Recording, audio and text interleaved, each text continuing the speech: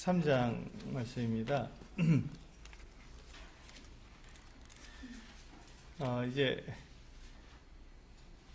사사기 이제 끝을 향해서 가고 있습니다. 13장이 뭐 끝인가 그런데 우리 삼손의 이야기가 끝나면 이제 사사 이야기는 끝이 나고 이제 그 사사기 시대의 그 시대상에 대해서 이어지게 됩니다. 이제 맨 마지막으로 이제 이 삼손에 대한 말씀이 나오는데 여러분들이 이제 쭉 사사기를 1장부터 쭉 이렇게 살펴보셨을 때 한 가지 느낄 수 있는 것은 제일 첫 번째 사사가 누구였냐면 온니엘이었습니다. 온니엘.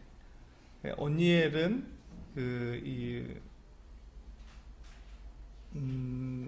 굉장히 그 사사로서 잘 준비된 사람이었고 또 영성과 또 용맹함과 이 모든 것들을 다 갖춘 굉장히 사사로서 이렇게 모범적인 그와 같은 사사였습니다.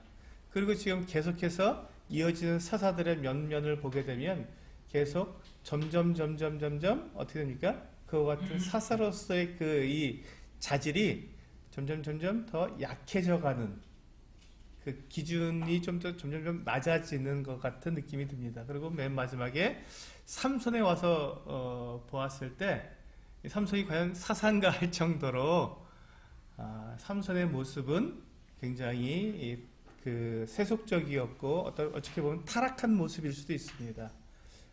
기생과 함께 지내게 되고 또 그 블레셋 사람들의 여인에게 가서 그가 이렇게 생활하는 모습들, 그리고 결국은 한 여인의 그 재촉에 못 이겨서 결국 자기의 힘의 근원을 밝힘으로써 하나님께 주신 이 나실인의 이와 같은 모습을 이렇게 잃어버리게 돼서 결국은 두 눈이 뽑히고 그래서 결국 자기가 그 건물에서 같이 이게 죽게 됨으로 건물을 무너뜨림으로써 죽게 되는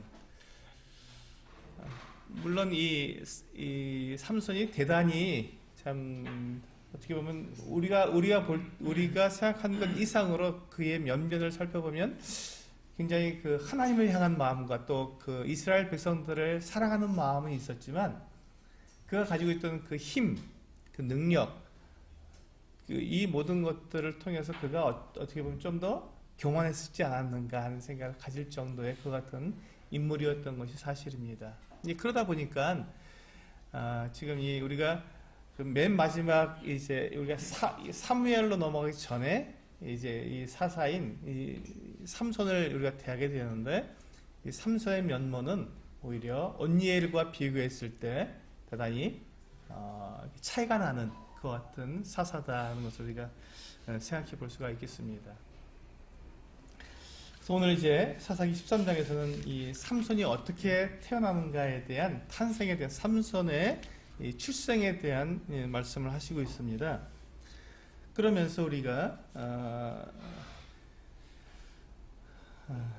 그들이 지금 삼손이 태어날 때 이 이스라엘 그 백성들의 그 형편이 어떠했냐면 지금 블레셋 그 사람들에게 몇 년을 지금 압제를 당하고 있냐면 40년을 압제를 당하고 있었습니다.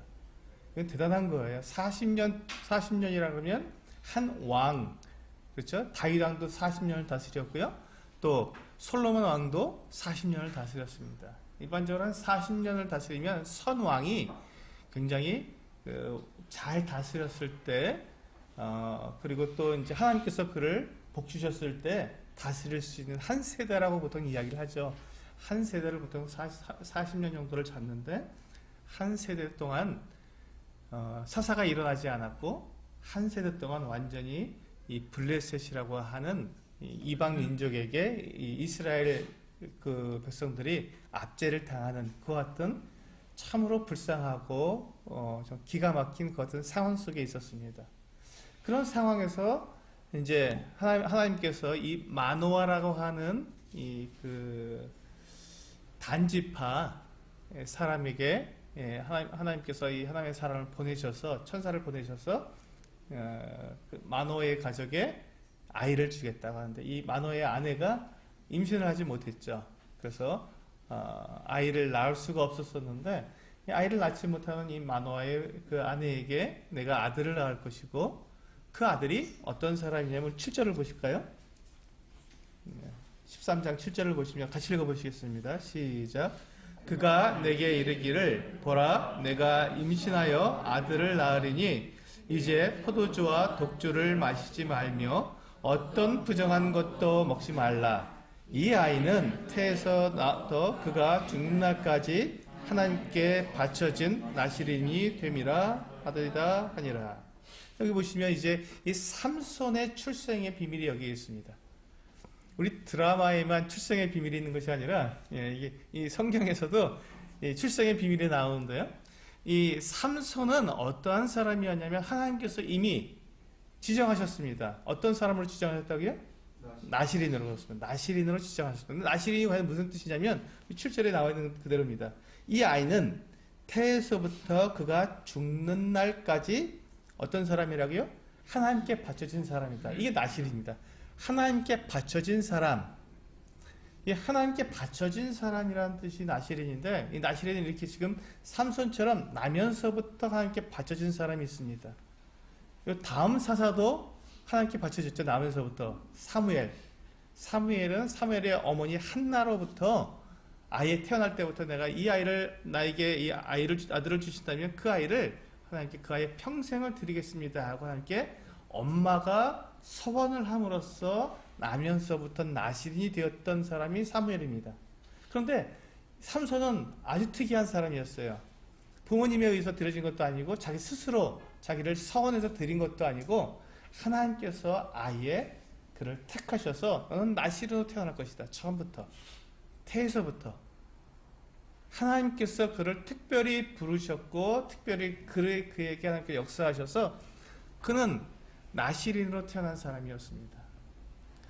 우리 시작 성경에서 보면 예수님보다 6개월 먼저 태어났던 세례 요한도 일종의 나실인이었습니다. 그가 처음부터 하나님께서 그 아버지 스가랴가 그 분향하러 성소에 들어갔을 때 거기에서 천사를 만나게 되었고 그가 하나님의 사람으로서 하나님께서 그를 태어나게 하시겠다고 말씀해 주셨죠. 그 또 한 사람의 나실인이 있습니다. 누굴까요? 마지막 나실인 예수 그리스도. 주님도 역시 하나님께서 택하신 나실인으로 태어나셨습니다. 그래서 이제 보면은 나사렛 사람이라고 부르리라 하는 것과 나실인이라는 말과 거의 의미 같습니다. 나사렛 사람, 나자레틴하고 또 나실인하고 거의 발음이 비슷합니다. 그래서 이제 예수님도 그 일종의 나실인이다 이렇게 우리가 보고 있습니다. 자, 그럼 이제 우리가 나실인이 과연 어떤 사람인지 한번 볼까요? 우리 민수기 6장으로 한번 가서 보시겠습니다. 앞에 여기 손을 넣으시고 민수기 6장으로 가셔서 나실인은 어떠한 사람인가? 우리가 방금 하나님께 바쳐진 사람이라고 우리가 말씀을 드렸지만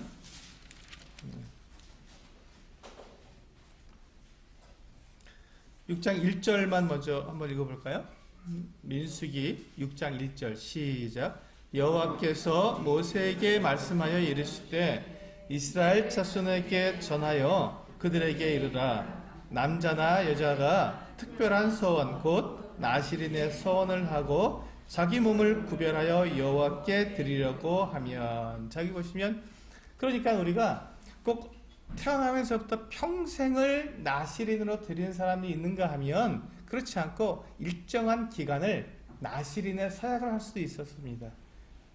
그리고 자기가 어떤 그 특별한 그 마음의 가짐이 있어서 그날부터 평생을 드릴 수도 있고 이것은 나실인의 하나님 앞에 자기 자신을 하나님께 드리는 사람으로서 나실인의 사역을 하면 그 사람은 이렇게 살아야 한다는 것이죠. 3절에 보시면 포도주와 독주를 멀리하며 이 사람이 나실인이 가져야 할 그 사람이 행해야 될 모습이 나와 있습니다. 포도주와 독주를 멀리하며 포도주로 된 초나 독주로 된 초를 마시지 말며 포도즙도 마시지 말며 생포도나 건포도도 먹지 말지니. 자, 그러니까 포도와 관련된 건 하나도 먹으면 안 됩니다.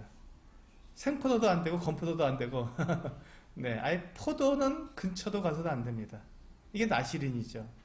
그럼 두 번째, 그 4절에 계속 보시면 자기 몸을 구별하는 모든 날 동안은 포도나무 소사는 씨나 껍질이라도 먹지 말며 네, 포도 씨유도 안 되는 것 같습니다. 네, 그 다음에 5절에 보시면 두 번째가 나오는데요. 그 소원을 하고 구별하는 모든 날 동안은 삭도를 절대로 그의 머리에 대지 말 것이라. 자기 몸을 구별하여 여호와께 드리는 날이 차기까지 그는 거룩한즉 그의 머리털을 길게 자라게 할 것이며. 그러니까 두 번째는, 첫 번째는 포도와 관련된 것을 먹지 말아야 하고, 두 번째는 머리를 잘라서는 안 됐습니다. 머리털을 잘라서는 안 됐습니다. 머리털을 길러야 했고요. 그 다음에 6절에 보시면 세 번째가 나오죠. 6절에 보시면 자기의 몸을 구별하여 여호와께 드리는 모든 날 동안은 시체를 가까이 하지 말 것이요. 이렇게 세 가지의 하나님께 정해놓으신 이 금기사항을 지켜야 했습니다. 그런데 이 포도주를 이제 우리가 머리카락을 자르지 않는 것은 뭐 할 수 있겠죠. 그리고 시체에 가까이 하지 않는 것도 저희가 애를 쓰면 할 수 있을 것 같습니다. 그런데 이 포도와 관련된 것을 먹지 않는 것은 참으로 어려웠을 것입니다. 왜냐하면 이스라엘의 그 문화 가운데 포도주를 마시는 것은 굉장히 일상화되어 있었거든요. 잔치를 벌이면 반드시 포도주를 마시게 되어 있었습니다. 잔치를 벌이게 되면. 그 주님도 갈릴리 가나의 혼인잔치에 갔을 때 포도주가 결례에 쓰는 돌 항아리 6에다가 주님께서 이렇게 포도주를 가득 채워주시지 않습니까? 잔치에 가면 포도주를 마시게 되어 있었습니다. 주님도 보시면 포도주를 마셨거든요.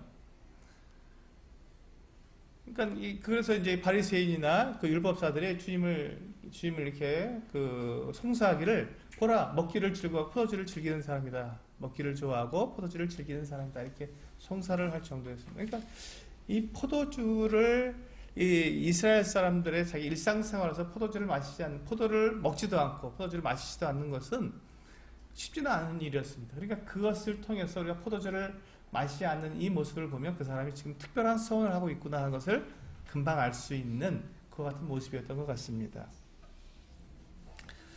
그리고 디모데전서 5장 23절에서는 이와 같이 말씀하고 있습니다. 사도 바울이 디모데의 건강을 걱정해서 이와 같이 말씀을 했는데요. 이제부터는 물만 마시지 말고 내 위장과 자주 나는 병을 위하여는 포도주를 조금씩 쓰라 하고 디모데전서 5장 23절에서 그와 같이 말씀하셨는데요. 그러니까 이 포도주는 어떻게 보면 이 약으로서 약간 민간요법이죠. 민간요법으로 사용되는 어떤 양리작용을 위해서 사용하기도 했던 것 같습니다. 그리고 이 포도주가 보통 또 상처를 소독하는 데도 사용됐어요. 왜냐하면 이걸 포도주는 지금 포도즙을 짜서 그걸 발효시켜서 했기 때문에 식초처럼 이게 됐기 때문에 이게 소독하는 그와 같은 작용도 있었습니다. 그래서 주님께서 누가복음 11장에 보면 그 선한 사마리아인의 비유에서 보면은 그 상처 입은 사람에게 포도주를 부었고 또 그 기름을 발라서 상처를 유하게 해주는 이와 같은 모습을 볼 수 있습니다. 그래서 포도주는 그 상비약으로도 사용됐던 그 같은 모습을 보게 되면서 우리가 이 나시린의 서약을 하고 머리를 자르지 않거나 또는 이제 시체를 가까이 하지 않는 것은 어느 정도 우리가 노력하면 그렇게 어렵지 않게 할 수 있을 텐데, 포도주를 마시지 않는 것은 상당히 어려울 수도 있었던, 쉽지 않을 수 있었던 그 같은 일이었던 것 같습니다. 그런데 하나님께서 왜 나시린들에게, 하나님께서 선한 사람들에게 이와 같이 포도주도 마시지 말고 머리카락을 자르지도 말고 그리고 시체를 가까이 하지 말라고 하는 이와 같은 금기사항을 정해주셨을까요? 이게 문제입니다. 이게 문제입니다. 왜 하나님께서는 이 나시린이라고 하는 사람들, 하나님께 자기 자신을 드린 사람들에게 그 사람이 자기를 잘 바쳤으면 그냥 그렇게 살아가면 될 텐데 굳이 그 사람이 그렇게 그 금기사항을 두셔서, 그것도 세 가지나 두셔서 그 세 가지를 반드시 지키도록 그렇게 하셨을까요? 우리는 종종 우리 믿는 우리 성도들도 종종 어떤 생각을 하냐면, 내가 주님 앞에 내 자신을 드리거나 아니면 내가 어떤 그 하나님과 관계에 있어서 내 내면의 상태가 주님과 관계가 좋으면 내 외면이 어떻든지 그건 뭐 큰 문제가 되지 않겠다, 이렇게 생각하는 경우가 참 많습니다. 그런데 하나님은 그 반대셨던 것 같아요. 성경을 보면은 하나님은 반대였던 것 같습니다. 왜냐하면 한번 잘 생각해 보시면요, 내가 내 내면을 내가 통제하는 것이 쉽겠습니까? 아니면 내 외면을 통제하는 게 쉽겠습니까?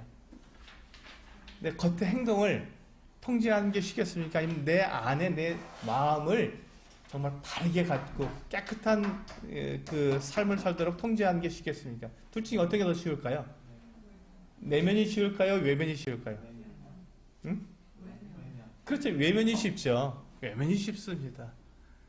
이 마음에서 올라오는 이 같은 유혹이라든지 그 내면에 그 올라오는 마음에 생각나는 그 떠오르는 생각들을 이렇게 바로잡는 것은 정말 쉽지 않습니다.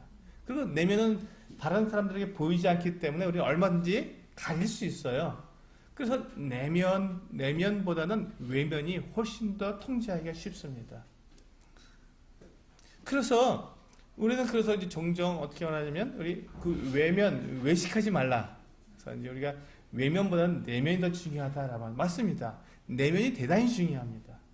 그런데 이 외식과는 좀 다른데요. 하나님께서 우리에게 그 사람들에게 말씀하실 때, 우리 내면을 정말 하나님 앞에 내가 드린 사람으로서, 양심적으로 하나님께 온전히 드려진 사람으로서 살아가기 위해서는 우리 외면에 이와 같은 그 삶의 통제가 필요하다는 것입니다. 그래서 하나님께서 나실인이라고 하는 사람들을 하나님께 드려진 사람, 하나님께 바쳐진 사람들의 삶에서 이 외면을 통제하도록 세 가지 금기사항을 주신 것이죠. 내가 외면을 내가 통제하지 못하면서 내 내면을 통제한다고 말하는 것은 문제가 있다는 것입니다. 그래서 하나님께서는 내가 정말로 하나님께 드려진 사람, 헌신된 사람이라면 내가 내 헌신된 사람으로서의 그 언약을, 그 바쳐진 이 헌신된 사람으로서의 삶을 내가 유지하는 것을 겉으로 드러내라는 것입니다. 겉으로. 사람들 앞에서 그것을 분명히 드러내라는 것이죠. 그것이 무엇입니까? 포도주를 마시지 않는 것, 머리에 삭도를 대지 않는 것, 그리고 시체와 가까이지 않는 것. 이 세 가지 금기사항을 주신 것입니다.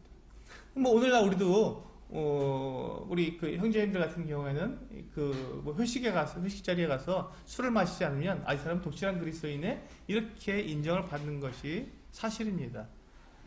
웬만한 그냥 교회 다닌다 그래도 술 한 잔씩은 하는데 아예 안 마신다 그러면 이 사람 대단하네, 이렇게 말할 정도. 이 사회 그 통념상으로도 그렇게 되어 있지 않습니까? 그것처럼 이스라엘 그 고대 사회에서도 이 사사 시대에도 마찬가지였던 것 같습니다. 하나님께서 말씀하신 대로 이 포도주를 마시지 않겠다고 딱 선언을 하면 그 사람은 이 사람이 나실인이구나, 지금 나실인의 서약을 했구나 하고 알고 그 사람을 그렇게 대우해 주는 것이죠. 그렇게 해서 그가 그것을 지켜나갔을 때 그가 정말로 그의 마음 안에서 자기가 하나님께 자기 자신을 드린, 언제 주님 앞에 자기 자신을 바친 그 같은 삶을 유지해서 살아갈 수 있다는 것입니다. 만약에 내가 나시인이라고 해놓고 포도주를 마시고 또 머리도 이렇게 잘 깎아서 아름답게 꾸미고 뭐 그렇게 똑같이 살아간다면 그 사람이 정말 나시인인지 나시인의 삶을 살아가고 있는지 아닌지 알 방법이 없는 것이죠. 자기 자신도 내가 지금 나시인으로서 내가 살아가고 있는지 아닌지 그걸 나타낼 방법이 없는 것입니다. 그래서 하나님께서 이 나실인에게 요구하는 것, 이 세 가지 금기사항, 이것을 지켰을 때 당신이 정말로 이 나실인의 그 서약을 지금 지키고 그렇게 하나님께 드려진 사람으로서 지금 살아가고 있군요. 그 언약을 지금 계속 유지하고 살아가고 있군요라는 것을 드러낼 수 있다는 것이죠.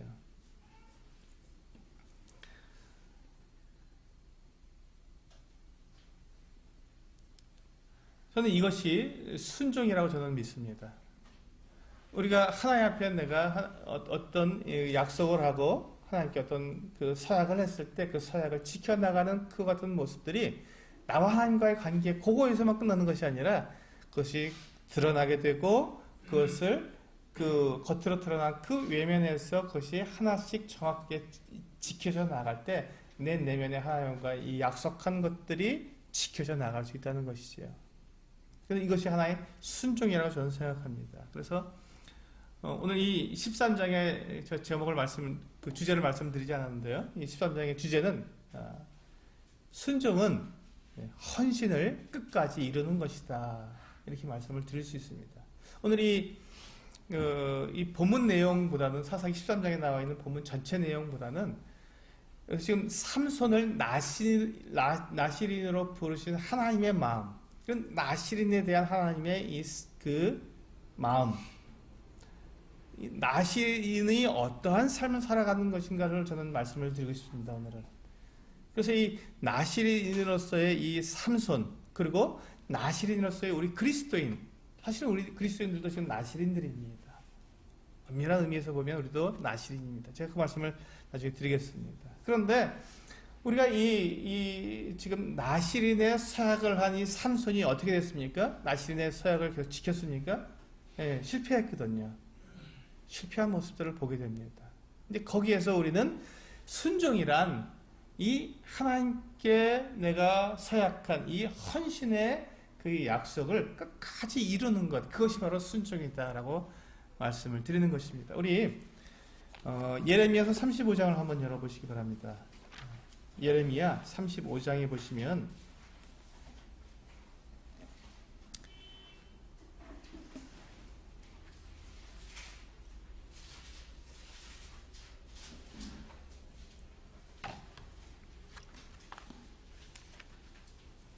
예레미야 35장 보시면 2절에 보시면 하나님께서 예레미야에게 이와 같이 말씀하셨습니다. 2절만 같이 읽어볼까요? 시작. 너는 레갑 사람들의 집에 가서 그들에게 말하고 그들을 여호와의 집 한 방으로 데려다가 포도주를 마시게 하라 하시니라. 하나님께서 이 레갑 족속이라는 사람들이 있었습니다. 이 레갑 족속을 예레미야에게 너는 레갑 족속에게서 그들을 불러다가 한 방으로 데리고 가서 성전에 있는 한 방으로 데리고 들어가서 거기에서 포도주를 그들에게 마시게 하라는 것입니다. 그런데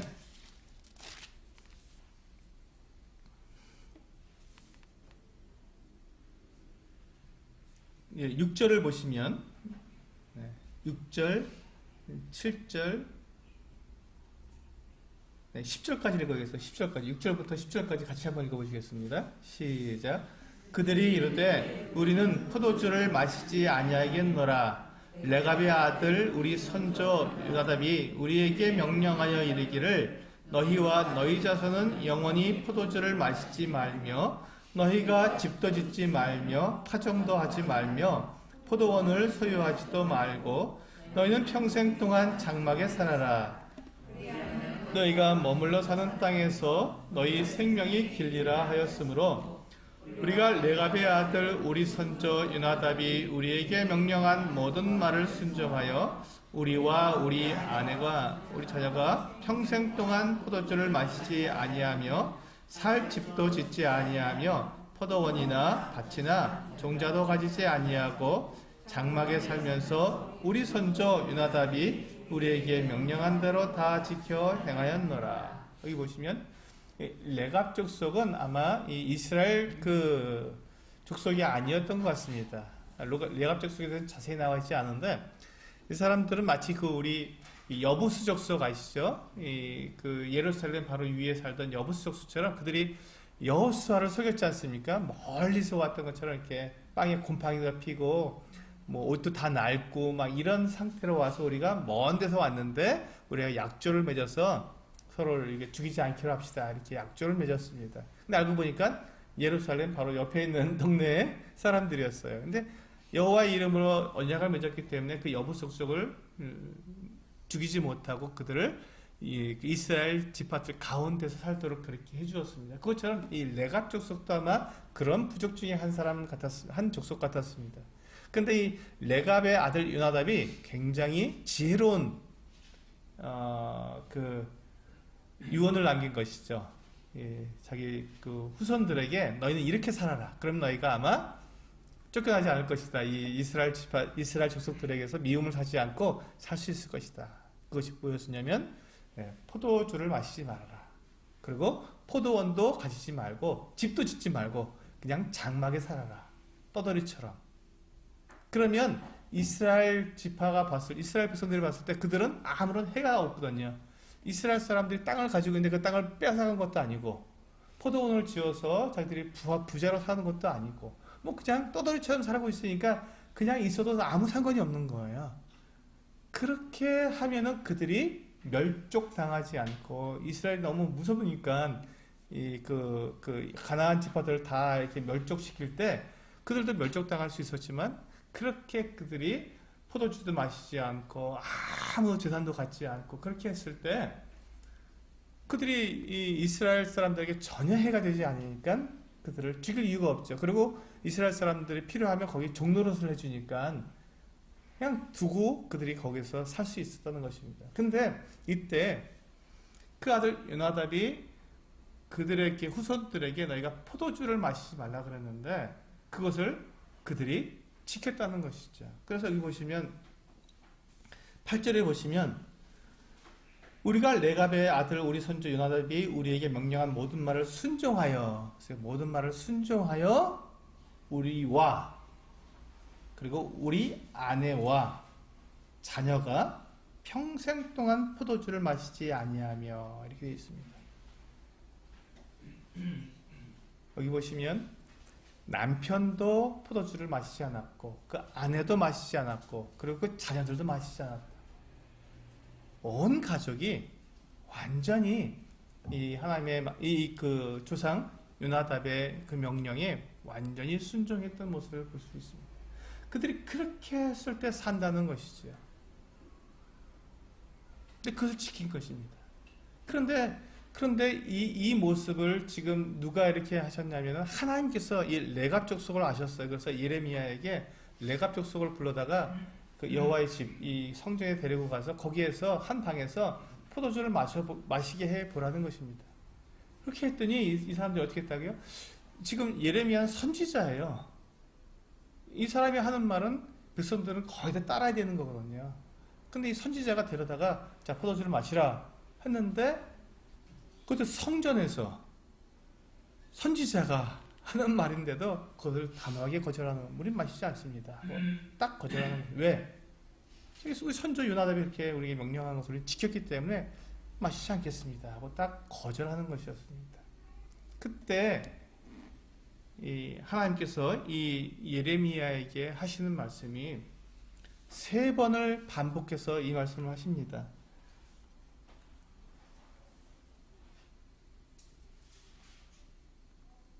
네, 14절을 보시면 14절을 보시면 레갑의 아들 요나답이 그의 자손에게 포도주를 마시지 말라 한 그 명령은 실행되도다. 지금 하나님께서 예레미야에게 하시는 말씀이에요. 그들은 그 선지의 명령을 순종하여 오늘까지 마시지 아니하거늘 내가 하나님께서 너희에게 이스라엘 백성들에게 말하고 끊임없이 말하여도 너희는 내게 순종하지 아니하도다. 이 말씀을 3번을 반복하십니다. 하나님께서 3번을 왜 반복하셨겠어요? 부러우신 거예요. 하나님. 이 레갑 족속이 그 자기들 선조인 요나답의 말에 명령에 순종하는 이 모습을 하나님께서는 이게 좀 외람된 말씀이지만 부러워하신 거예요. 하나님께서 자기 백성들에게 명령한 것은 백성들이 듣지도 않고 순종도 안 하고 자기들 멋대로 살아가는데 어떻게 자기 조상이 한 말을 사람이 한 말인데 그것을 그 자손들이 어기지 않고 우리와 우리의 아내와 우리 자식, 자녀들이 결코 마시지 않습니다. 라고 말하겠느냐 하고 말씀하시면서 하나님께서 이 레갑족 속에 순종하는 모습에 하나님께서 부러워하셨던 것이죠.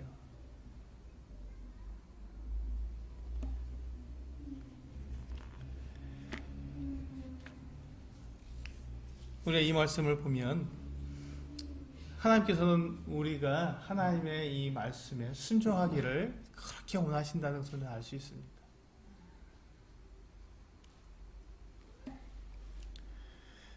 여기 보시면 그 레갑 족속은 그 선조인 요나답이 한 명령에 그 자기 자식들을 바치기로 결심한 사람들이었습니다. 그러니까 절대로 마시지 않죠. 포도주를 마시지 않고 땅도 가지지 않고 집도 짓지 않고 그냥 장막에 살고 있었습니다.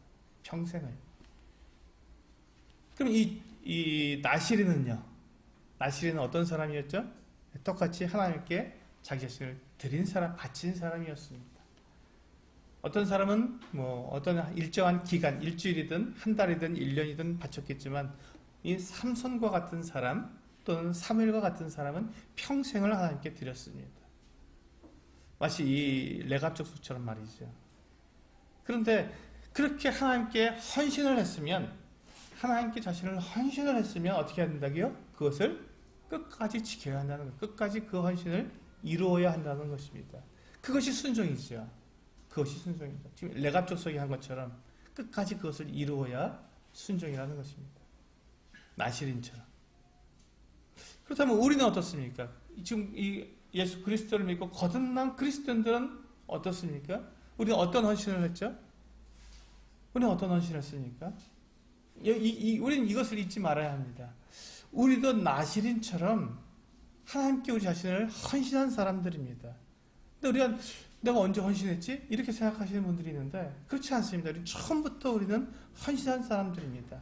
우리 갈라디아서 2장 20절 말씀을 한번 보시겠습니다.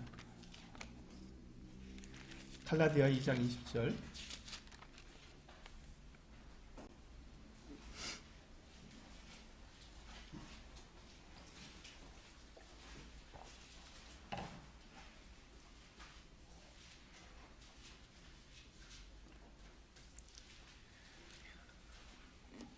네, 갈라디아서 2장 20절 같이 읽겠습니다.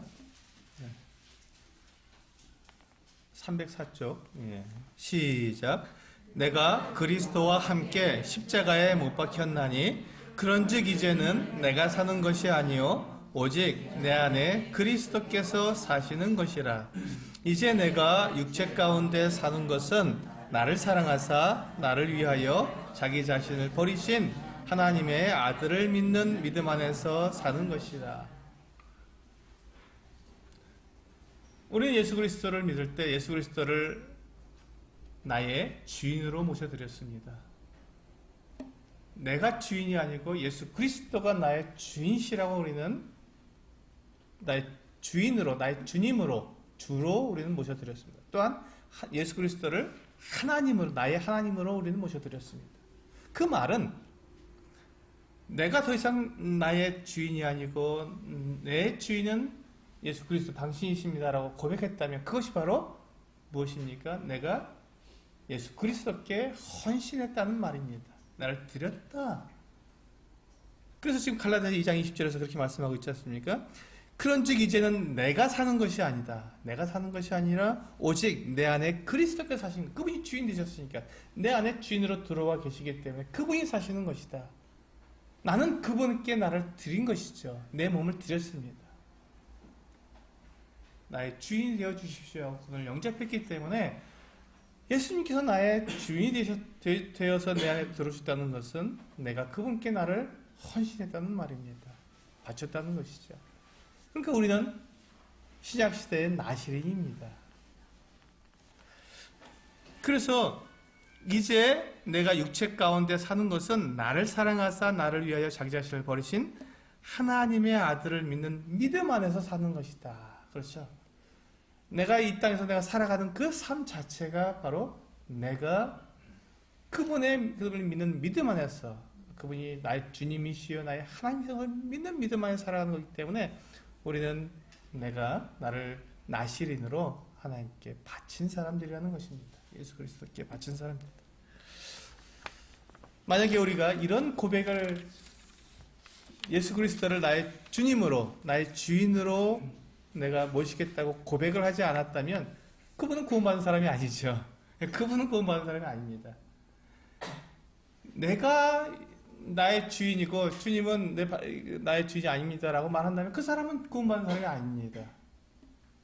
우리가 구원받았다는 것은 내 주인을 바꿨다는 말이기 때문에 주님, 내가 여태까지 내 삶의 내 주인이었는데, 내가 내 삶의 주인이었는데 예수 그리스도께서 나의 주인이라고 내가 고백하고 내 주인의 자리를 내어드렸을 때 우리는 그것을 그 사람을 구원받은 사람이라고 말을 합니다. 근데 그것이 안 됐다면 그건 그 사람은 구원받은 사람이 아니죠. 물론 우리의 삶에서 그것을 이루는 것과 내가 그렇게 하나님 주님께 고백한 것과는 다르죠. 그래서 우리가 예수 그리스도를 믿었다는 말은 내 자리를 주님께 내어드리겠습니다라고 우리가 헌신한 사람들이라는 것입니다. 그래서 그 헌신을 어떻게 하라고요? 끝까지 이루라는 것입니다. 끝까지 이루라. 그것이 순종이다.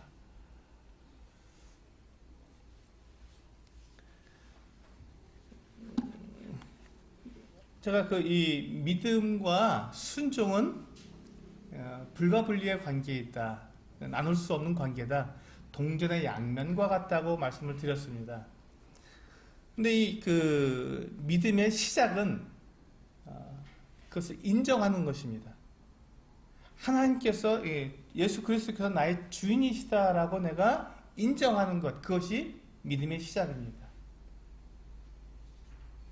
믿음은 내가 하나님의 말씀, 하나님의 약속을 내가 인정하는 것으로부터 시작이 됩니다. 그리고 그러면 믿음의 결국은 무엇일까요? 그것이 순종입니다.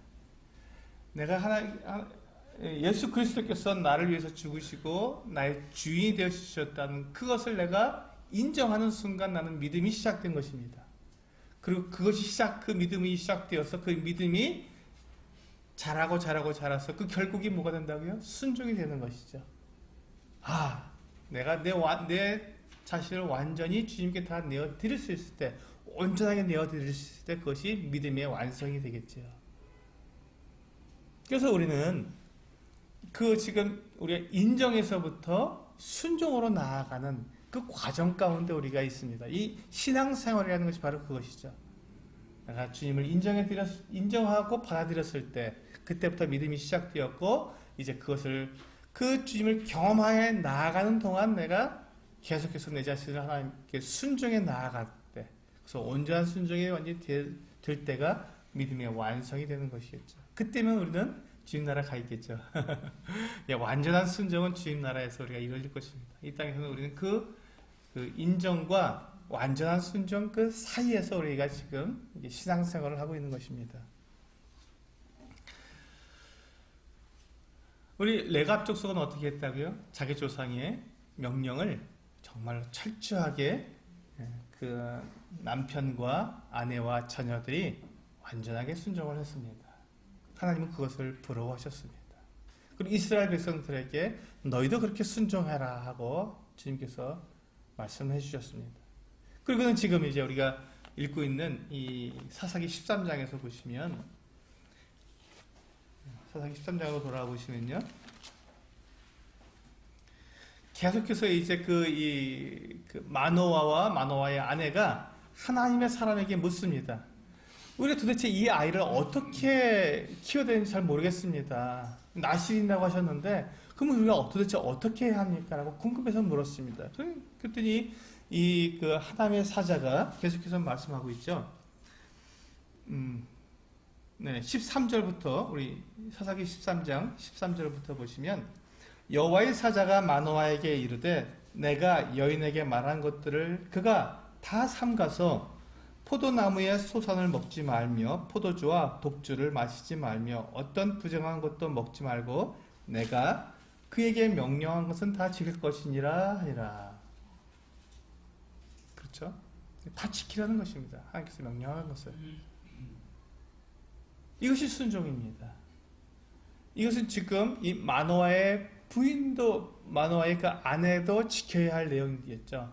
지금 그가 임신하게 되기 때문에 그 아이에게 영향을 미치니까 포도주와 독주와 그 같은 것들을 절대 마시지 말라고 마노아의 아내에게도 말씀하셨고, 예, 마노아의 아내가 낳을 그 아이에게도 포도주와 독주를 마시지 말게 하고 머리에 삭도를 드지 말라고 말을 해주었습니다.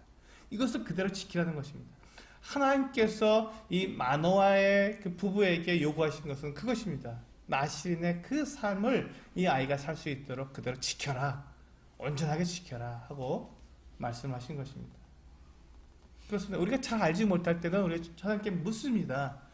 그리고 하나님께서 우리에게 대답해 주셨을 때는, 그 하나님 우리가 어떻게 행해야 될지를 알게 하셨을 때는 그것에 온전하게 순종하는 것이 우리의 삶의 태도입니다.